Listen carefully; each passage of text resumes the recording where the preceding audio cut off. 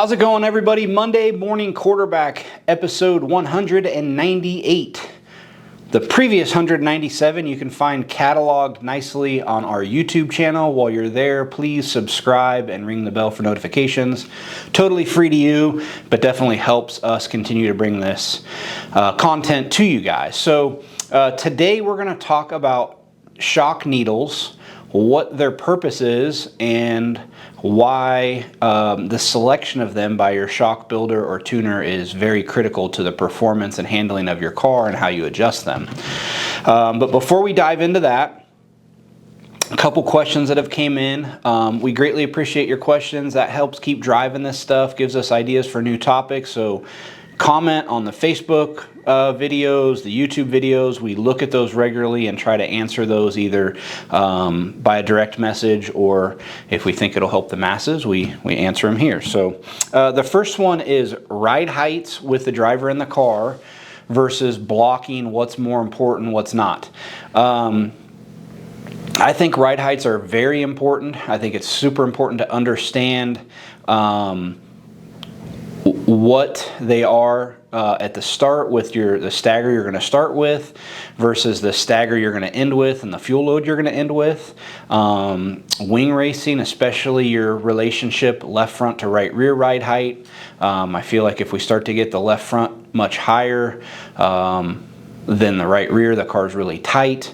So yeah, blocking is a great way to get a base set up to set the car on the ground, but I always recommend checking ride heights. I check my ride heights every time I get the car off the stands. I've blocked it and air pressure set in the tires and the stagger we're going to start with. I always check my ride heights. That's also a great indicator of if a torsion bars went bad.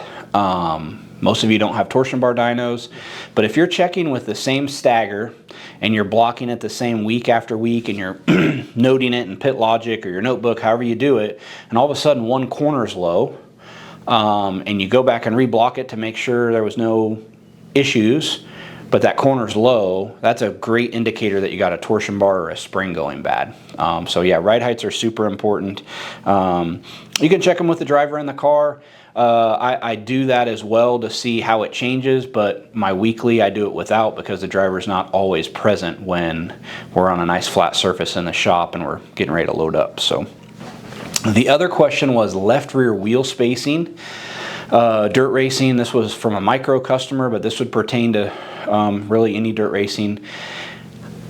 When the track starts to slow down, and I'm moving the right rear wheel in, typically I'll move the left rear out a little bit too. I feel that just helps the car drive off the corner straighter.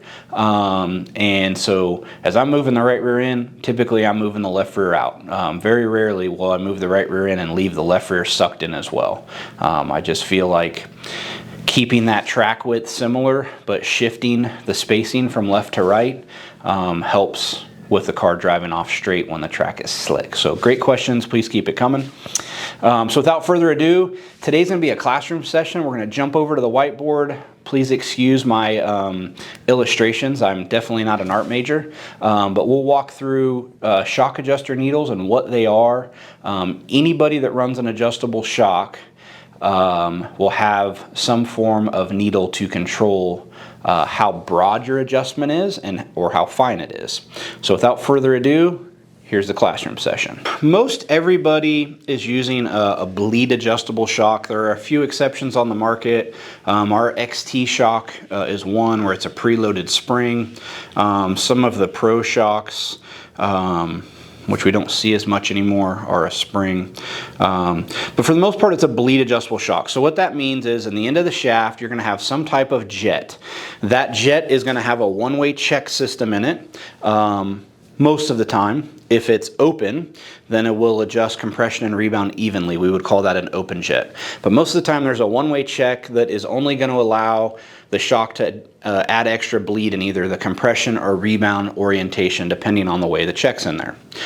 So when that valve opens to allow fluid to bleed by, it will have a needle inside of it. Okay, so this is going to be sealed up when your shock's at full stiff. As you open the shock, this needle's going to come out of the hole. We did a Monday morning quarterback a while back where we showed how a shock adjusted.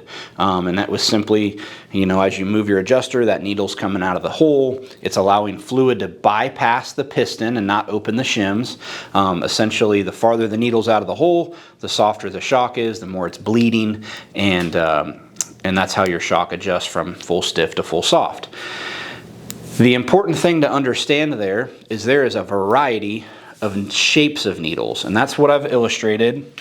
And again, I apologize for my illustrations. I'm not an artist. But if you look at this far left needle, you'll see that it has a pretty big taper, and this is how you would measure the angle from the edge of the needle to the tip there. The more angle you have, let's just guess and say that's like a 15-degree angle, that will allow your shock to have a broader adjustment range. So to just throw some numbers out there, it might go from 200 pounds at 3-inch all the way to 40. So that's a really big adjustment range. So each click of your shock is going to take a pretty big jump to get to that adjustment range. This needle, which let's say that's like a 2-degree, it's going to have a much smaller adjustment range, but each click of your shock is going to be a much finer adjustment. So why is that important? It's important for a couple reasons. The biggest is if we know how much we're going to adjust our shock. So let's say on your left front of a wing sprint car, your operating range is 200 to 160, and you're never going to go out of that range. Well, if we put this 15-degree needle in it, and it goes from 200 to 40, it's going to make 20 or 30-pound jumps through your range. So you're really only going to use maybe 3 clicks of your shock. Where if we put a finer needle in it, a 3 or a 5-degree, it maybe goes from 200 to 140. Now you're going to have 10 or 12 clicks right in the meat of that range you want to use.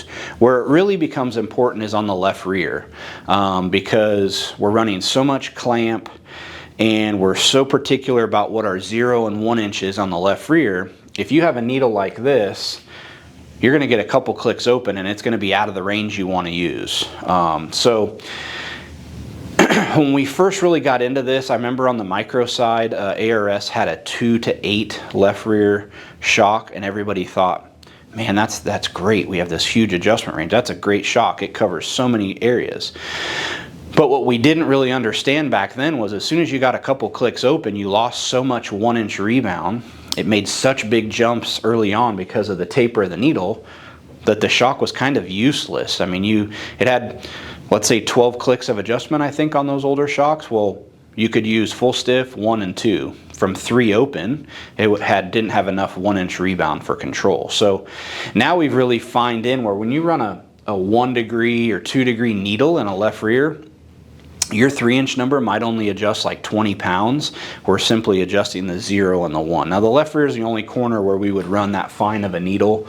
The other ones we're going to run a little bit more because we're going to adjust it more.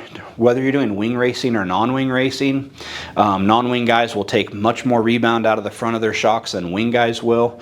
When you take a bunch of rebound out of the front of a wing shock, it really eliminates your ability to get the wing back. As you get the wing back, the front end comes up and you lose all your steering. Where non-wing, we don't have a wing, so we need to take more rebound out of the front shocks to transfer weight to the rear. So really important to your builder, tuner, whoever you're using to get your shocks from, that they have a variety of needle options. I think we have 7 or 8 different degree needles to really fine tune what range we want.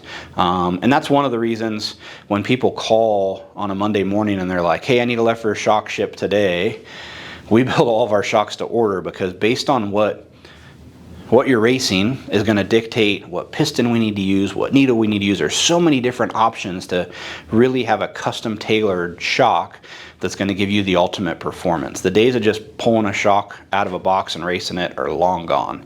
Everything has gotten so refined that it becomes super important to have every detail on the car perfect. So that's shock needles. That's why some of when you look at your dyno sheets, some of them have a big adjustment range and some of them have a fine, because the tuners are trying to get it as fine of an adjustment through the range you're actually going to use.